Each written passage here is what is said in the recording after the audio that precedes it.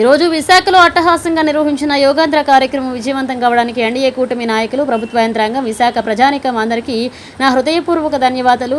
ఒక ప్రపంచ స్థాయి కార్యక్రమం నిర్వహించాలని కలలందిన విశాఖ ప్రజల సహకారం మరులేనిది. ముఖ్యంగా గత 4 రోజులుగా ట్రాఫిక్ సమస్యలు మరియు ఇతర ఇబ్బందులు ఉన్న విశాఖ వాసులకు కృతజ్ఞతలు. మంచి కార్యక్రమంలో పాల్గొనడానికి ముందడుగు వేసినప్పటికీ ఇబ్బందులు ఎదురైన వారికి మా క్షమాపణ తెలియజేస్తున్నానన్నారు.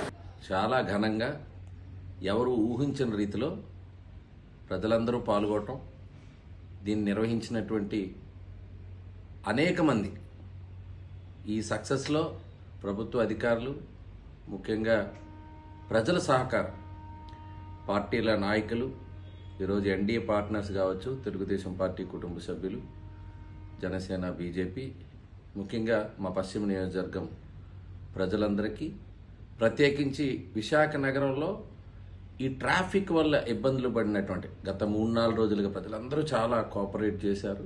ఒక రైట్ కాజ్ కోసం ప్రపంచానికి విశాఖపట్నాన్ని చూపించాలనేటువంటి ప్రయత్నం, ముఖ్యమంత్రి గారి కోరిక, నరేంద్ర మోడీ గారి సంకల్పం ఈరోజు నెరవేరింది. ఒకవైపు గిన్నిస్ బుక్ ఆఫ్ వరల్డ్ రికార్డ్స్ని సాధించాం. ఏ ఉద్దేశంతో అయితే ఈ విశాఖపట్నంలో భారతదేశంలోనే విశాఖకు ఒక గుర్తింపు, గౌరవం రావాలి, ప్రపంచంలో ఇదొక నెంబర్ 1 సిటీగా కావాలనేటువంటి కోరిక ఈరోజు ఈ కార్యక్రమం ద్వారా నిరూపితమైంది. ఇప్పటికే ఎప్పుడు కూడా విశాఖపట్నం వాసులు ప్రతి కార్యక్రమానికి మన ముఖ్యమంత్రి గారు చంద్రబాబు నాయుడు